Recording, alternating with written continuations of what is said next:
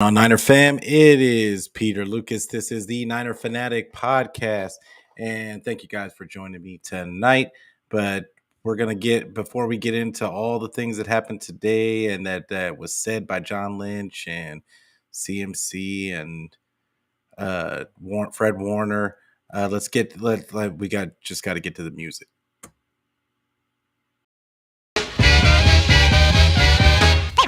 Ladies and gentlemen, I'd like to know, are you ready for start time?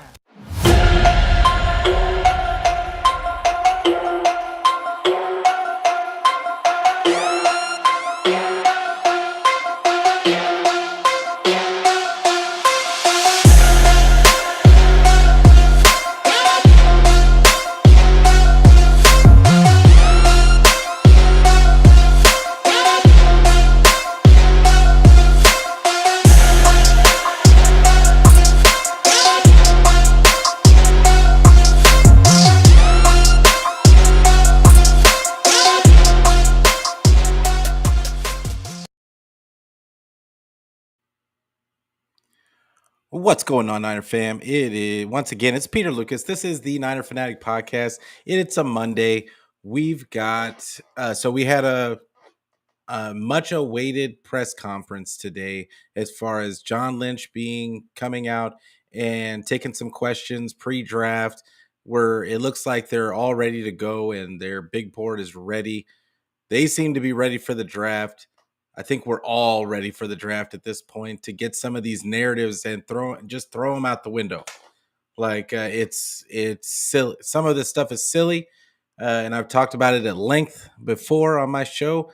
But I'm so excited to get some of those narratives out the window and then open the door for new narratives, because that's what we do in Ninerland and Niner Twitter and Facebook and everywhere. But make sure that you give this show a like. Make sure that you give me a subscribe. Make sure that you hit the bell so you can get the notifications for when I go live. And here's the deal. Just make sure, please, give me. I do have an audio version of this podcast, and so make sure that you subscribe to me on whoever you have, Spotify, wherever you can get your audio podcast, and make sure that you give us that 5-star rating. It does help us with the algorithm. It does help us get seen by others. So if you like the content, and I know you do, please do me a solid and get on that for me. But let's talk a little bit about John Lynch. The John Lynch got on. He had like I said, he had his press conference today. He had his first presser right before the draft, and no Kyle Shanahan, no big surprise, but there was a tone. There was a tone, and it at first it seemed like just another press conference. We're sitting there waiting for him to say that, at least I was, that Trey wasn't going to be that trade. It doesn't look like he's going to be traded, which is what he pretty much said. But the first question of the presser was about Trey. And first question and as expected, John said it's nothing. They asked him, have you been transparent with Trey? And have you talked to him about the possibility of him being traded? And that what they said was, and what John said was, what basically, without playing the video, it was that, yeah, we've had that conversation with him. And hey, what's going on, Damien? I appreciate you coming through, fam. Yeah, once again, appreciate you always coming through. But yeah, he says, yeah, we've had that conversation, but the deal, it would have to be a very good deal, and it didn't sound like any of the deals that were even talked about it didn't sound like they were even close to doing anything about Trey. He literally said they're thinking that he's going to be there. Those were the words out of John Lynch's mouth. So all of the people that thought he was going to get traded pre-draft, and who knows, they could be lying to our face. It could happen, because that's just a possibility. No deal has been made as of yet. So I don't want to sit here and say it can't happen because it always can happen. But I remember telling people that you have to follow the money. You have to follow the money. And what's going on? Niner sickness. What's going on, Beto? Hey, make sure that you give Beto a Niner sickness a follow. Make sure that you subscribe to his channel. Make sure that you subscribe to 49er Podcast Network channel. Also, give my guys a subscribe on that. Great content over there. I'm a part of that network also. So who knows who you might see on any given Thursday night. Uh but yeah, appreciate you coming out. But yeah, so he says, yeah, of course we talked to him. We talk like they have to, I think they're being completely transparent with Trey. And the fact that, it's always a possibility that he gets traded, but I think I talked about it on my last show that the money doesn't make sense because they would have to, it would be a $11 million cap hit, if they trade him before June 1st. And then even after June 1st, there's some more money implications. It just doesn't make sense because they need, after last season with them having so many QB injuries, why would you give up a guy on a cheap deal, on a cheap quarterback contract that has so much upside? And this is only going into his third year. So, I mean, you have control for another couple of years after this season, possibly. It just doesn't make sense. It doesn't make sense to trade him when you don't know what's going to happen from game to game. And this is the thing. We can all, but this is what I noticed from. This is what I noticed from John Lynch's tone when he was talking about Trey. Is he had there was a decided tone, like he just talked about him like, well, Trey's got it's like he's tired of talking about Trey, basically. And I get the vibe, and I know this is gonna sound weird coming from me, but I get the vibe that John Lynch doesn't he wants to go all in on Purdy. There's no doubt in my mind. I don't know if Kyle feels that way, but John Lynch, there's a decided difference when he talks about Trey and when he talks about Brock Purdy. When he talked about Trey, he says, well, Trey knows that there's some things that he needs to work on, and he just needs to work on staying healthy. Like Brock Purdy didn't get injured twice last season. I don't understand and it's not that I don't understand, but because I get it. The guy's undefeated.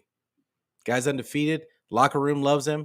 The team, there's nothing not to like about Brock Purdy other than the fact that he's little. And that I don't know that he's the product is unfinished. We don't know what he is, honestly. And we know that he has played good up to this point, but the last couple of games, and yes, they were playoff games, but those last few games weren't as good as the other games in front of it. And I don't want to besmirch Brock Purdy. Let's get that straight right away. I like Brock Purdy.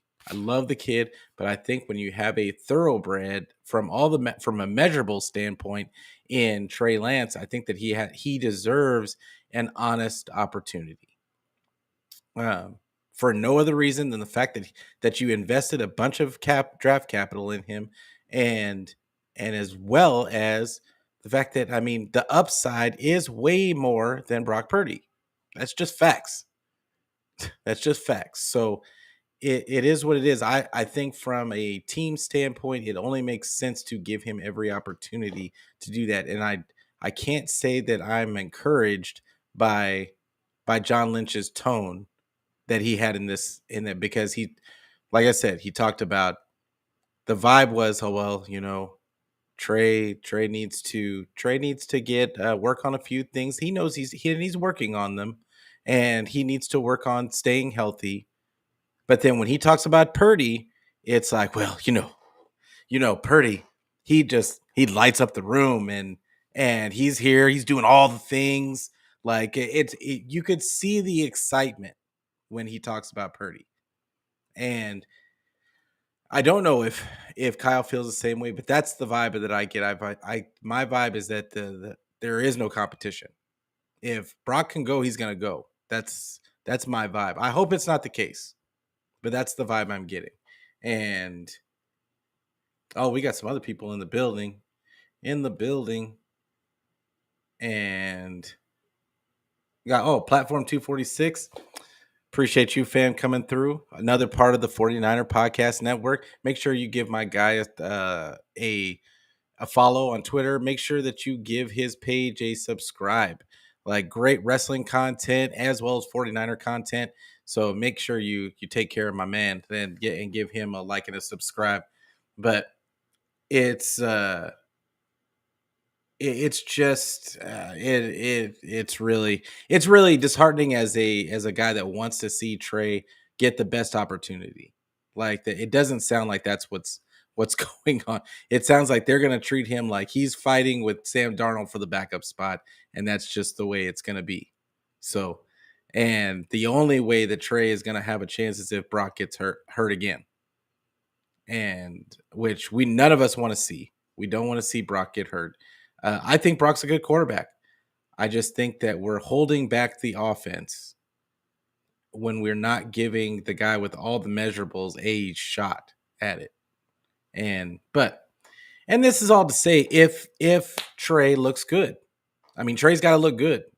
Reportedly, he's done all this work in the offseason. He's working hard and all that stuff. But the things that the Trey needed to really work on, I don't know that they can be taught because it's really about temperament and controlling that control of the huddle and instilling like that confidence in your teammates that they just know you're going to get them the ball. I don't know that, and like knowing the plays, being confident in letting them know that, hey, I'm coming to you, or hey, shut up. Like, let's get this stuff done, and just showing the leadership. So those are things, as well as Brock's experience of having so many snaps and just having confidence in what he's seeing in front of him and then just throwing the ball. Now, Brock, is he on time on every throw? No, he's not. No, he is not. But he finds a way to make it look good. And that's the key. Like the guy was like getting 2 touchdowns every game. So you can't really argue with success. And I'm not going to argue with success. I don't think that you can lose in this situation, honestly.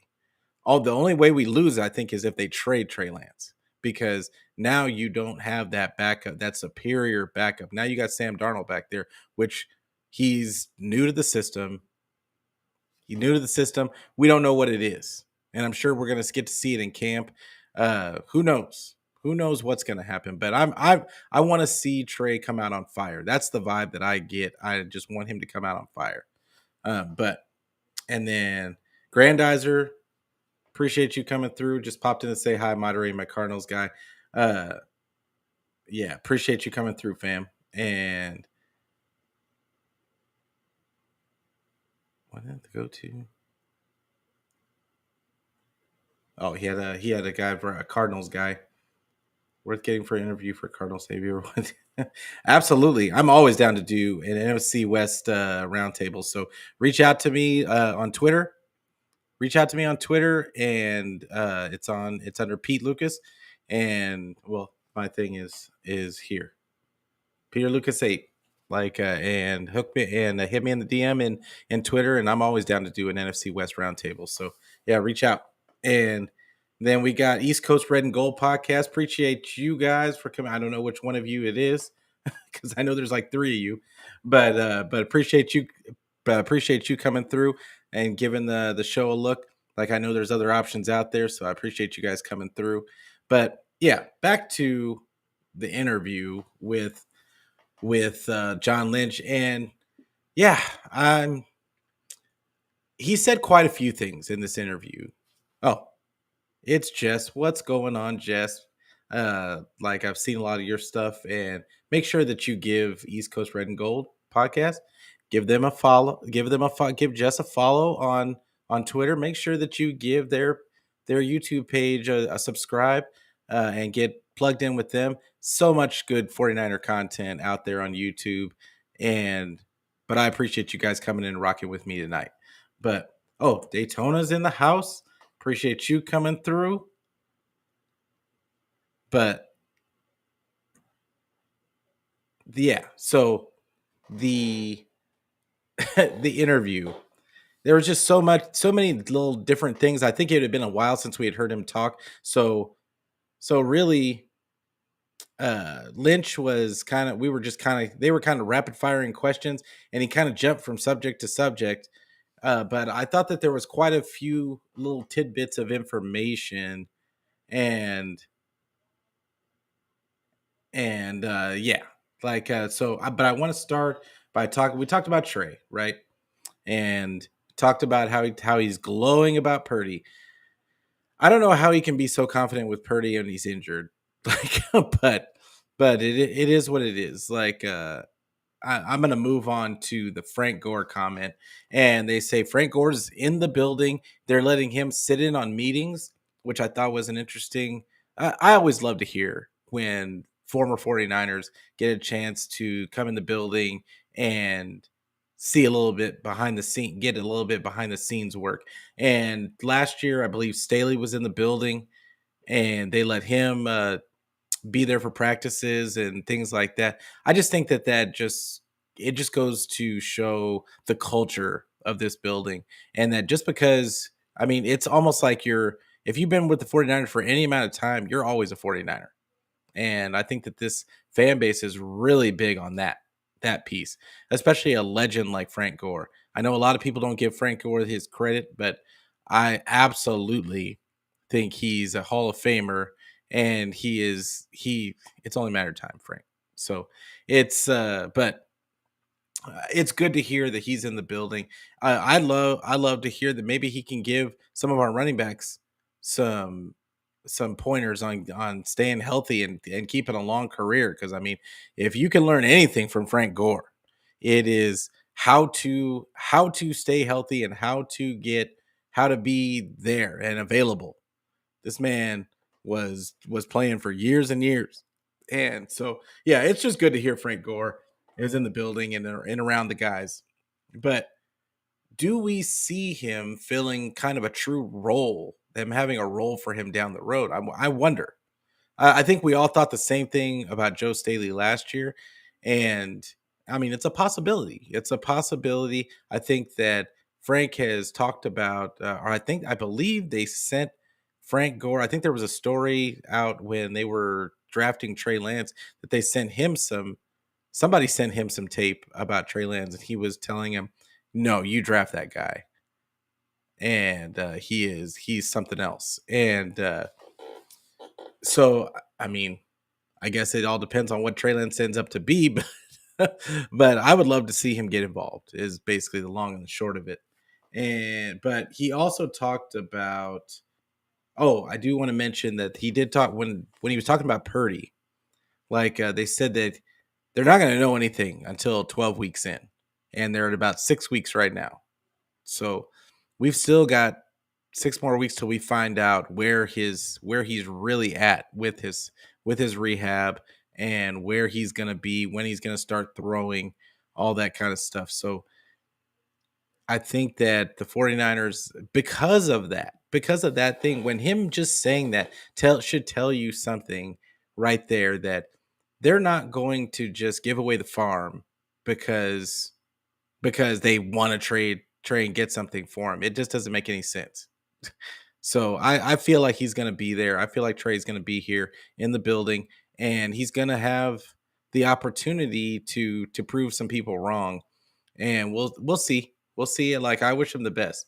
And but he absolutely did say Trey is expected to be on the team. So that's going to be a key. I think that's just going to be a key storyline all the way up until week 1.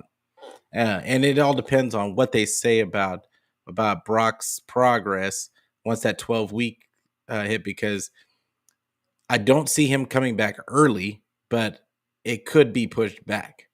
And if that's the case, then yeah, it's going to be a certain conversation about how long How many weeks do they have to go before Brock's going to be ready? And because the longer that he's out, the more chance it is for somebody. It doesn't even have to be Trey. It gives somebody more of an opportunity to to take a hold of that starting job. Because as much as they love Brock, if somebody comes in there and is on fire, it doesn't matter if it's Trey, Sam Darnold, whoever. Like, you can't tell me that they're just going to say, "Oh well, hey, good job, bud. Go ahead and take a seat. We're going to put Brock in there." Like, I don't think that. I think that they're going to ride the hot hand, and so I don't know who it's going to be. I don't think it's going to be Darnold. It could be Trey. Who knows who else they're going to bring in? But I think that is going to be a a storyline to watch throughout camp, and maybe through the beginning of the part of the season. So it's going to be pretty big. And but he also talked about, yeah, and he said he was excited to have three good QBs in house. He talked about Ayuk. Let's talk about Ayuk real quick. And now Ayuk is he still decided not to announce his that they were gonna do the fifth year option, sign to his fifth year option yet. They said they probably wouldn't do it until after the draft, and but I think it's kind of a pre-gone, like it's pretty much it's gonna happen. Let's just say it's gonna happen. And when but I saw a lot of questions on Twitter today, and once they started talking about Ayuk, and that it doesn't sound like they're looking to trade him, but it opens up the dialogue for next season. What happens next season? Because do you think, and maybe somebody they what happens? What do you think happens next year if, let's say, Debo doesn't have the greatest of seasons again this year? Because last year he didn't. He was hurt, and he didn't really. He wasn't as involved in the offense as the year before that. So if that happens again, who is more? Uh, who do you think is more likely to go? I still don't think they would get rid of Debo next year. I think because I think the fifth year option thing gives them the flexibility to push it back another year after that. So I think we're talking two more seasons, and until Ayuk or Debo could potentially be traded, because at that point, I mean, rubber's going to hit the road. But who knows where the salary cap's going to be? It might be a cheap deal by that time, and so who knows? It could be that the salary cap could take care of it itself. Who knows? But I think we'll be keeping a close eye on that part. And uh, Daytona said, what the heck's going to happen if the QB they draft this year outshines everyone we have? You know what they do. You know how they do. This is the thing. I think that they're going to give Trey the opportunity. I think they want him to take the reins, but I think that they're still not confident that he will. So, but I think that he would get first dibs, and then Sam Darnold, and then whoever they bring in, because they did pay Sam Darnold. And, well, I mean, they gave him a bunch of incentives, but the reality is I think Kyle really likes Sam Darnold for a long time, and and he's a veteran. So I don't think that whoever comes in is just gonna jump over those two guys. I would be shocked. Just for the simple reason is, how many reps are they going to get with the ones? They're not. They're gonna be scout team, and they're gonna be on that third, running with thirds, the second and thirds.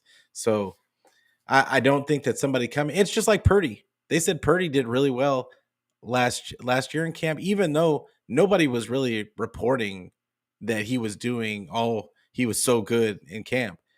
They were just saying that he was serviceable. But then as soon as he starts doing well, they said, "Oh, we just knew. We just knew." in camp, and you know how they do. But I don't think that they just jump over anybody comes in and just jumps over all those guys. So we'll see.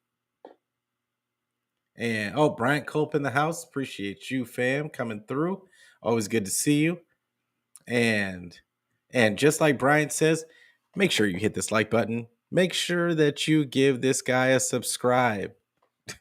I need subscriptions. And then if you want to go on to the wherever you get your audio podcasts and subscribe there too. And hit me a 5-star rating. I appreciate all of it. Just get me in that algorithm. I appreciate you. And as the we get closer to camp and that kind of stuff, I'm going to have more and more guests on. So make sure you look out for that. Uh, but yeah, so Ayuk, I don't think that Ayuk is going to go anywhere. I think that just like Trey, I think that somebody would have to come through and knock their socks off with an offer, and I mean, I just don't see it. No, people have yet the 49ers have been really steadfast about their guys when they think that they value them as something, they're not going to give them away. So it's I highly doubt. I think that Debo eventually will have more of a chance to get traded than Ayuk, in my personal opinion, because I think that Ayuk is more of the, at least he's used as more of a true receiver. And as we get into the new quarterbacks, they're really kind of fleshing out that passing game, and they're going to need the whole Debo wide back thing less and less. I doubt. I don't even think that we're going to see a lot of that this year. I'll be surprised if we see a lot of that this year, because I don't think it really worked that well at all last season. So I'd be surprised. But the there was also a question that somebody asked that I thought was a really good question, that more important than a lot of the stuff that they were talking about. But so somebody asked about Feliciano, the new guard slash center that they got from the Giants, and they asked, is there a chance that he could start this season? And Lynch right away, kind of poo pooed it, and like almost said, and basically said that they signed him as depth, that they like the guys that they have starting. They like Burford where he is at guard, which I thought was a key soundbite, because a lot of people were sitting there saying that he could be kicked out to right tackle, and I don't think that that's in their plans. I think they like him at guard. I said on my previous shows that I think that he's going to stay at guard. I just don't think that they're going to do it. I think that they're going to look elsewhere now. Um, the key, the what I thought was really interesting, is that they talked about Nick Sakel, and they're looking at him like he can play 1 through 5. Oh,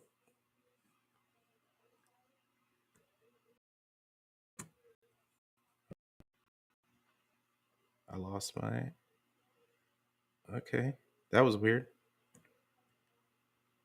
but yeah, I just thought that that was really kind of weird. Like that they said Nick Sakel could maybe hit, could maybe play like 1 through 5. But I mean, they think he can play all the way across the line. Do you think that? Does anybody else think that that's weird? Because I do,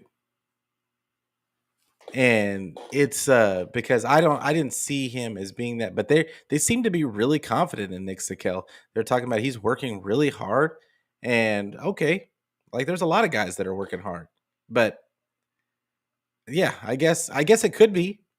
We didn't think much of Aaron Banks either, so it could be. But I think that they really like Burford at guard. And who knows, they might have already thought about trying him out there, and they're just not feeling the idea. And who knows, it could have just been him talking, and we'll see it. They're going to try it out in OTAs, and if it doesn't work out, then they'll just keep him at guard. But I think they really like him at guard. So I don't expect to see him bounced out to right tackle. And they did say Nick Sakel, they didn't see him playing right tackle either.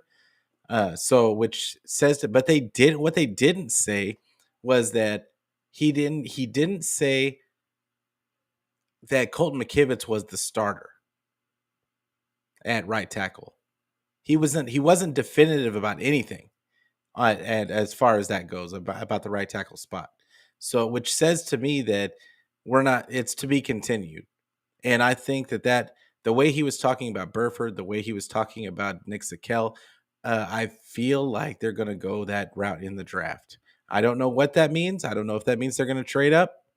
I don't know if that means that they're going to stand pat and take whatever's there. But I feel like they're going to go offensive tackle, and they've got a guy in mind already. So it's don't be surprised when if a rookie is able to step into that spot and challenge McKivitz for the starting spot. I have this feeling, and I could be wrong, but the way he was talking about the position, I feel like he just left it wide open, and they don't really they're not definitive on anything about the right tackle spot. So what keeps happening? But yeah, so then they said because this was an interesting soundbite too. Somebody asked him about moving around in the draft, and he said last year, Lynch said last year that they wanted to move around in the draft last year, just nothing really materialized, which tells me because we were all shocked that they didn't trade out of any of those spots and that they didn't trade around the draft like they normally do, but it kind of says that they weren't willing to it's probably some team wasn't willing to give them what they wanted, and they weren't willing to give up any extra capital for like to make for the deal. It wasn't worth enough to move around. So I think that they're going to take the same way this season. I think that they may try to move around, but they're not willing to give up. They're not going to be willing to give up assets or anything to move around in this draft. Like so, if that makes any sense. So don't be surprised if I think that they're definitely not going to pick all 11. I think that they will probably try and move up a couple of spots at the end of the draft to get a couple of guys, but I wouldn't plan on them. I wouldn't plan on them making any huge moves. A couple of spots here and there, but I don't plan on them making any huge moves, if that makes sense. But now, and they might, and you're going to come back and you're going to say Pete said he was going to make a bunch of good moves. That's not what I said. That's not what I said. I said that they are. It looks like to me the way they're moving and the way they're talking is that I don't plan on them making any major moves. I mean, really, what do they have to offer as far as major moves go? I mean, I guess they could offer next year's third, but third or second or next year's picks, but that's really all they've got. So I just don't. I can't see it. Can't see it. But with that being said, oh, he did make one more comment. No Lamar Jackson, not on the radar. So that's one more rumor that we can knock off the list. I don't think that the 49ers are going to go after Lamar Jackson. I thought that was silly to begin with, and like that's not going to be a thing. Also, we do have to mention that we finally got one more rumor off the radar, which Aaron Rodgers going to the Jets now, which is it's always good because I don't want that man on my team, and I don't care. I don't care about his talent level. I think it's more important. The culture and the locker room are more important than one man's talent, even if it is the QB position. That that's my personal opinion on it. I think that they've done a lot of work to cultivate the culture that they have in that 49er building, and they're not going to just make a willy-nilly move and mess with that chemistry. So it is what it is. But like, yeah, so Aaron Rodgers going to the Jets, they're still not going to win it all, and what else is there left to say? But I appreciate everybody coming out tonight, and I know it's a quick show. I will be back tomorrow, and we'll probably talk about all the little narratives that will be sprung for. Oh, I do want to mention CMC talked about, I didn't know this about CMC, but he had like 5 years, five new offensive coordinators. So he was in the building, working out, and he says he really wants to hit the ground running. He's excited to work with Bobby Turner from the jump, and getting to know getting a chance to be a part of the install right at the beginning. So I think that's going to be a big thing for this running back room, and then having Frank Gore in the building too. That he's got to be involved in some way, shape, or form. So that's going to be, look out for that portion of it. Also, Fred Warner, they talked a little bit about his draft experience and asked him questions about that, how he feels about the defensive coordinator. Doesn't sound like they've really talked any real game plan stuff yet, except that Wilkes apparently wants to be more aggressive. I can't imagine more aggressiveness like for this defense, but it seems like Fred is really excited, as we all are, for Javon Hargrave being in the building and having those thoroughbreds in front of him. So buckle up, guys. I think this is going to be. I have a really good vibe. I have a really good vibe about this team, and quite frequently I do, but I really have a good vibe about this team. This might be, after all the trials and tribulations of the Shanahan era, and the waiting for a quarterback, and like all the other stuff. I feel like I get the vibe with this team that they might be able to get over the hump. I just get the vibe, and um, I think Shanny. It's been a maturing process for Shanny, and I think that we may just do it this year. I'm not going to predict anything, but I get a good vibe. I get a good vibe from this team. So, with that being said, I'm going to get out of here. But like I said, one more time, make sure that you give this video a like. Make sure that you give me a subscribe. Make sure that you hit the bell so you can get the notifications for when I go live. Then also, do have an audio version of the podcast. Make sure that, just in case you can't catch the YouTube version, that you subscribe on wherever you get your audio podcast, and give me that 5-star rating so that we can affect that algorithm and I can get out to more and more people.